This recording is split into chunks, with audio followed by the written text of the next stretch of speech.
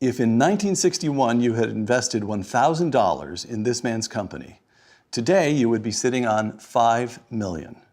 On Uncommon Knowledge, one of the signal figures in American business history, Charles Koch. Uncommon Knowledge, now.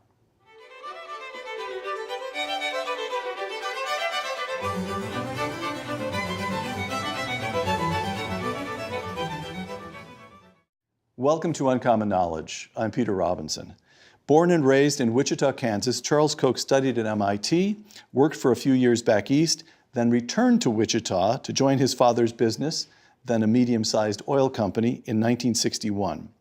In 1966, he became president of the business, which he renamed Koch Industries in honor of his father.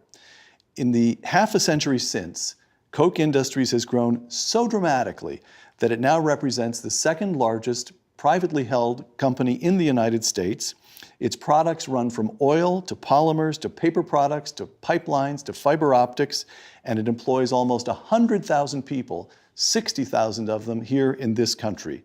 Worth $21 million in 1961, Koch Industries, of which Mr. Koch remains chairman and CEO, is now worth $100 billion. With his brother David, Charles Koch is active in politics, funding think tanks and campaigns. Mr. Koch is also the author of a number of books, including, most recently, Good Profit. Charles Koch, welcome. Actually, I ordinarily say welcome when we're in our studio, but you were kind enough to invite us into your home, so thank you for welcoming us here to your home in Indian Wells, California. Well, thanks for having me on your program. I've watched it a number of times, and I don't deserve to be on it given the quality of the others, but I take that as a high compliment, and I thank you for it. All right, the opening gambit is modesty then. Well, from Good Profit. Good Profit is creating, this is the way you define your title. Good profit is creating superior value for our customers while consuming fewer resources and always acting lawfully and with integrity. Now, Charles, your common understanding of profit is money is money. What has integrity got to do with it? Well, it has to do with this. Now, if you want to make a quick buck, you can do it a lot of different ways. You can cheat somebody, you can misrepresent something, you can go manipulate the political system to get an advantage. But if you want to be successful over a long period of time, I believe you need to focus first of all on creating value for others. And I've had people, well, that's naive, that's utopian. No, it isn't, because why will the customers want to pay you anything over a long period unless you're creating value for them? Why would your employees want to work for you? Or if they didn't have any alternative, why do they want to give their best efforts? Why do they want to get excited? Why would they wake up at night with ideas? If you're in a community, a plant in a community, unless you're creating value for that community, why would the community want you there if you're polluting and hurting people and not contributing anything to the community? So long-term success starts with being dedicated to creating value for others. It's not altruism. It's my whole philosophy is to have a system of mutual benefit where both parties gain, a society based on win-win. All right. One of the aspects of Good Profits that's so interesting to me is that you provide something of an intellectual history. That makes it sound pompous. It's a very readable, enjoyable book, but you're talking about your own intellectual journey. Young man in Wichita, you go off to MIT, you begin reading, you try to figure life out. And as you're reading at MIT and during your few years as you're working back east, I'm going to quote you now, the conclusions you reached. The more books I read, the more passionately I embraced the truth that widespread human well-being demands property rights, allows people to speak freely, refrains from interference in private parties' agreements and exchanges, and allows human action, that is markets, allows human action to guide prices. Close quote. So we've got the young man from Wichita embracing the Scotsman Adam Smith and the Austrian economists Friedrich Hayek and Ludwig von Mises. You find your way to classical liberalism. How did that happen? Well, it happened because I discovered at an early age. I didn't think I was much good at anything. But my father did me a big favor. He had me working in all my spare time from the time I was 6, because he announced he didn't want his sons to be country club bums.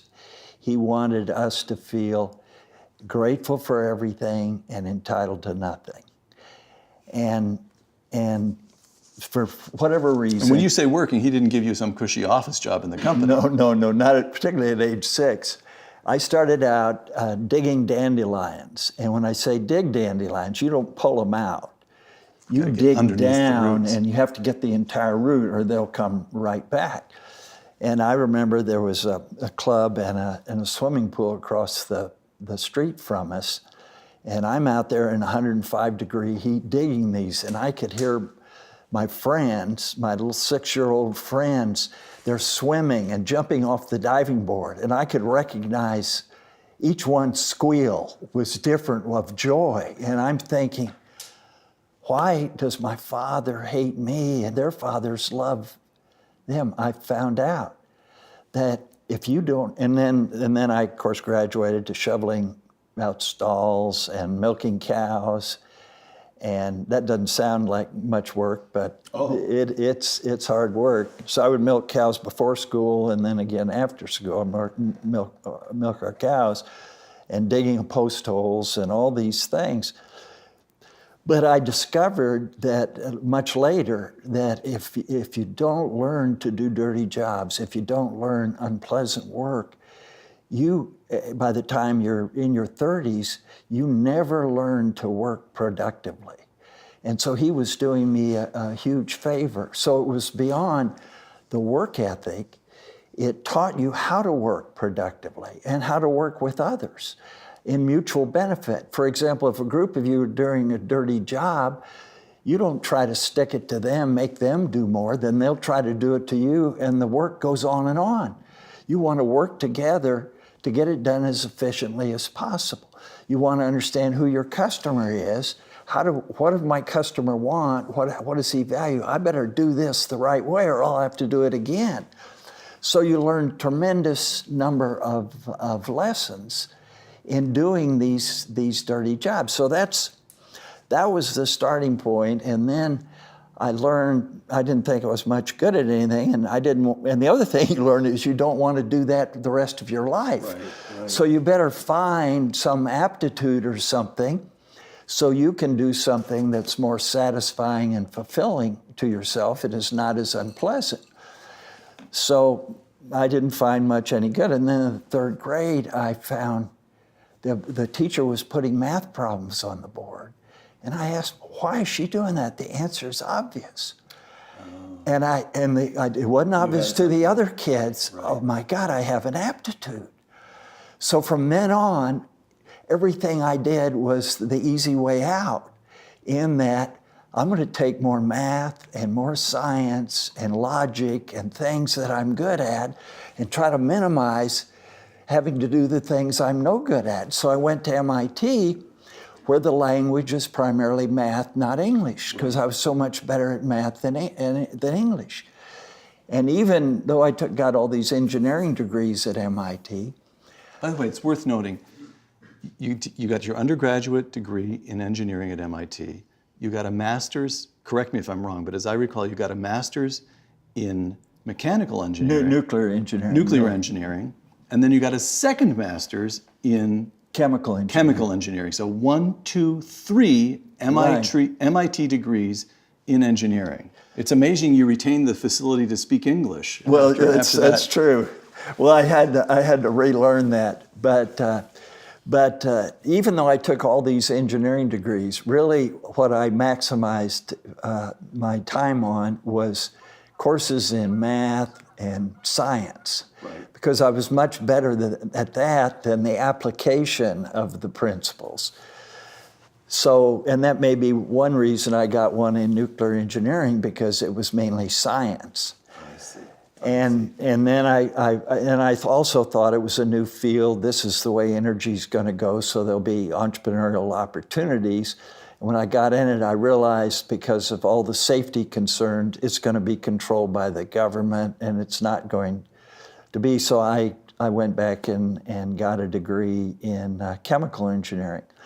But you're saying your bent of mind was almost more theoretical than applied. It was, yeah, it was Pure it was math. in Howard Gardner's multiple intelligence is what he calls logical mathematical intelligence. Okay. And he had, I didn't know Howard Gardner then or of him, but I later learned that's the particular aptitude I had. So in the process, I learned that it's an ordered universe, that the physical world is ordered and governed by certain principles. So I said to myself, well, if I'm going to be successful in the physical world, that is making technical innovations and learning how things work, I've got to understand the philosophy of science and the scientific method. So after I got out of MIT, that was my fascination. I read everything I could on, starting in Aristotle, Descartes, Popper, Kuhn, Polanyi, Einstein, Newton. I mean, that was my reading. And all this time you're working back east for Arthur D. Little. Arthur D. Little, who in accounting and consulting. No, it wasn't accounting. No, Arthur D. Little was back then one of the leading full-range consulting companies. And I started in product development, and then I got to move over to process development. And an interesting project we had, one client we had was the Chemical Corps, and they had this idea that they would make aerosol bombs out of marijuana derivatives. And so I helped design the plant to make this marijuana derivative that has 500 times the potency of regular marijuana. And the idea was to put it in a bomb, and then with a hostile population, rather than go have to kill a bunch of people, you'd drop these marijuana aerosol bombs on them, and they'd all be giggling and happy, and you could come lock them up, and everybody would be safe and peaceful. I apologize. I misspent some of the taxpayers' hard-earned money in that one. But anyway, and then what I'm curious about is you leave MIT and you get a practical job, but your reading is all really quite. In other words, if I didn't know you were working at Arthur D. Little, if I just hear you talk about your intellectual interests, the reading you're doing, I'd say, oh, this is somebody who's working to become a professional academic. This is a professor in the making. I would not have predicted that you'd go back to Wichita and take over the company. I'd have predicted that you'd have put yourself up for a philosophy department, philosophy of science, and right now you'd be teaching at MIT. Well, that's a matter of fact. That was my plan. First of all, I was thinking I'd get a PhD in math, and then I found out that, as smart as I thought I was in math, that when it got to really abstract math, it was beyond me. Like Norbert Wiener, who was a developer of cybernetics, was teaching then, and only the very brightest math students would go to his class. No one had any idea what he was talking about. So he would give everybody an A because he couldn't distinguish, because they were all flunking his class and they were all the best students. So I knew I couldn't go there. So then I thought, well, I'll get a doctorate in chemical engineering. And I went to one of my favorite professors, and I said, well, what about this? He said, well, it depends on what you want to do. If you want to teach or be a researcher, yeah, but just keep in mind, we will make your life miserable. We'll have you do all our dirty jobs, make us look better, advance our careers, and you'll be kind of our slaves. So if that's what you want to do, you need to go through that. If you want to go in business, get the hell out of here as quickly as you can. So I went off and thought about it, and I said, well, I think probably logic and math will be helpful in business as well.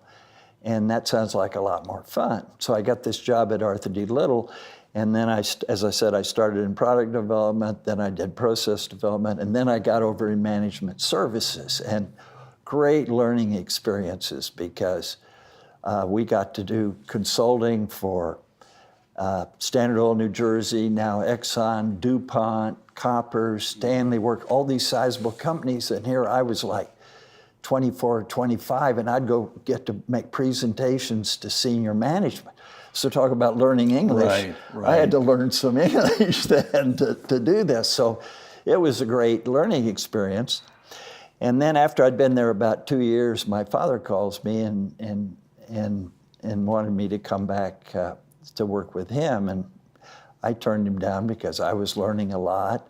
And I had no idea of going back. I mean, remember, he had been a tough taskmaster, and he had worked me to the bone, I thought. And one of his favorite sayings, being Dutch, is you can tell the Dutch, but you can't tell them much. So I thought, my God, I don't want to go back and get more of what I grew up under.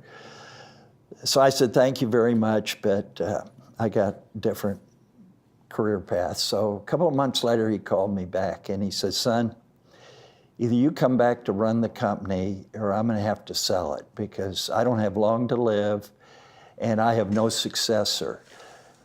And he says, and I'll tell you what, our main company is a company called Rock Island Oil and Refining. We don't have a refinery. We have a crude oil gathering system, and we bought an interest in another refining company.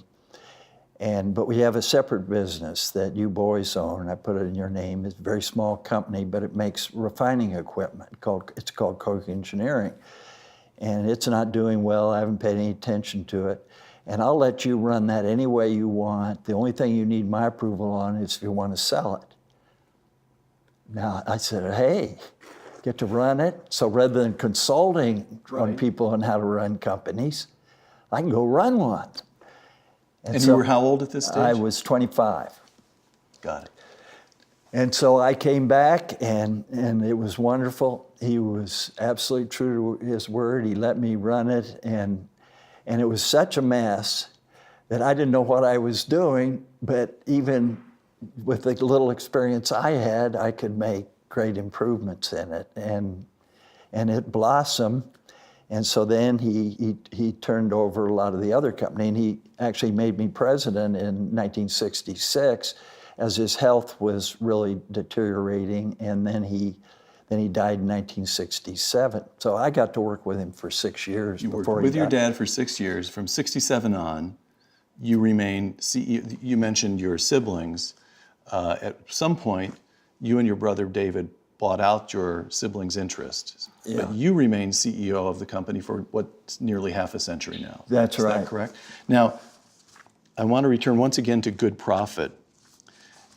I just read the way you had come to the conclusion that the best society was a free society, private property, freedom of speech, and so forth.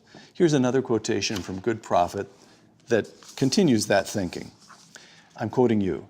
As I digested this, it dawned on me that these principles of liberty, freedom, and so forth, are fundamental to the well-being not only of societies, but also of organizations, companies, which are essentially small societies, close quote. So I want to make sure I have this right. Koch Industries, this gigantic, enormously successful company as we see it today, back in your mind, in the mind of young Charles Koch in the late 60s, your father's gone, now you're in charge. Koch Industries is an experiment. That's right. You get to test your beliefs about human nature on this company. That's right. That's correct? Oh, yeah. No, I had, when I was doing it, even when my father was still alive, I was trying these.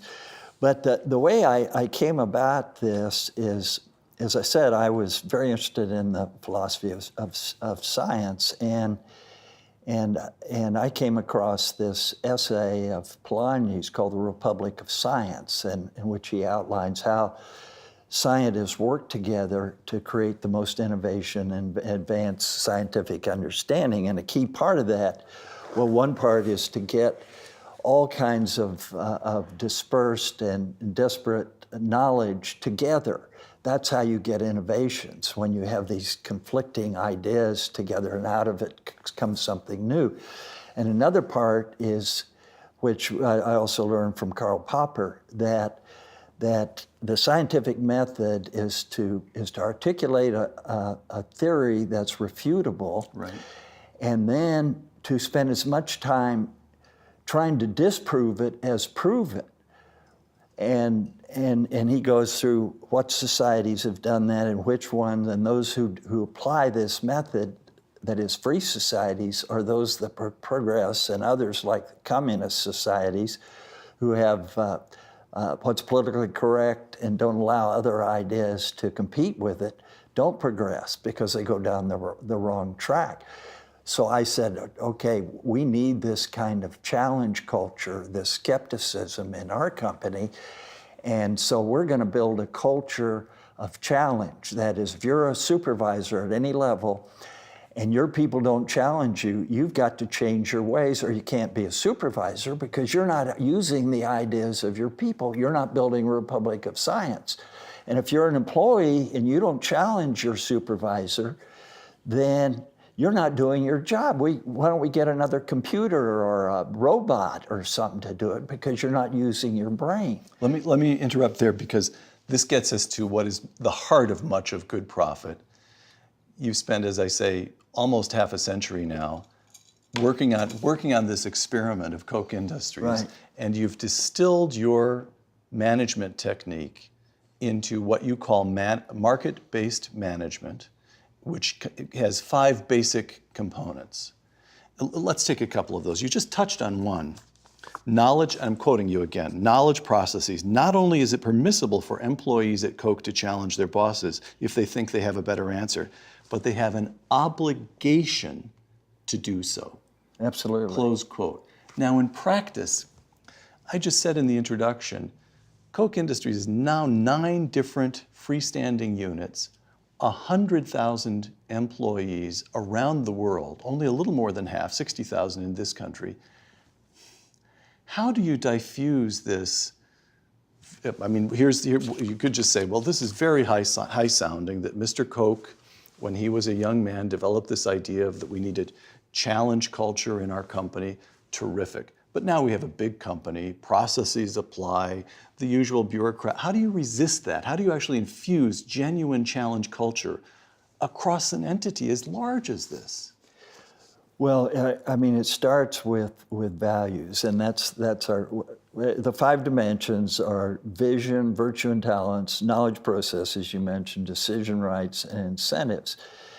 And they're all based, as you say, from my studies on how people can best live and work together, how societies can organize themselves to maximize well-being for everybody, not just for a select few. And so the starting point is having these values, what we call our 10 guiding principles, having them be who we are as a company. Many companies have lists of principles, but in many cases they put them on the wall and that's the end of it, stick them in the drawer and that's the end of it. Our principles are who we are as a company. They guide everything we do. They determine who we hire, who we retain, who we promote, how you as an employee will be rewarded, everything. And a key part of those values or a key part of those principles is challenge. You've got to challenge, and you've got to be skeptical, and you've got to be committed to getting long-term results. Not just results this quarter, but we evaluate and reward people on long-term results. And I'm not saying it's easy or we're perfect. We're a long way from perfect in any of this, but we fight it every day. But one of the most difficult things we have when we acquire a company is building in this challenge culture, because in so many companies, if you challenge your boss, in particular if you're pushy about it, that can affect your career in a negative way. Sure. And we're the opposite. If you never challenge, that's going to affect your career in a negative way. If you challenge not to prove you're a smarty pants or show up somebody, but because you have an idea on how we can improve, how we can do better, how your boss's decision is a mistake. And if you do that, whether you're right or wrong, you're going to be celebrated and you're going to be rewarded for that, particularly, obviously, if it improves results. Another of the 5 tenets of market-based management, virtue and talents. And again, I'm quoting from Good Profit. We can hire all the brightest MBAs in the world, and if they don't have the right values, we will fail. We hire based on values first, then talent. That's breathtaking. It's breathtaking. Well, first of all, just as a practical matter, how do you screen for values? How do you screen for values legally? You're not allowed to ask questions about people's religion. How do you do that? How do you hire based on values? We're not concerned about religion. We're concerned about, do you have integrity? Do you have the courage to live by the values when they're tough? This is why Aristotle called courage the most important of all the virtues, because if you don't have it, you won't be able to exercise the other virtues when they're needed most. So courage, compliance, value creation, being dedicated to creating real value for our customers, for society, for the company, knowledge, challenge, treating others with dignity and respect, and then trying to have a job that's fulfilling to you, because we find, and this isn't just altruism, this is the philosophy of mutual benefit. If an employee has a fulfilling job, they're going to be more creative and more productive, and it makes their lives better. Charles Koch, author of Good Profit. Thank you. Thank you, Peter. For Uncommon Knowledge and the Hoover Institution, I'm Peter Robinson.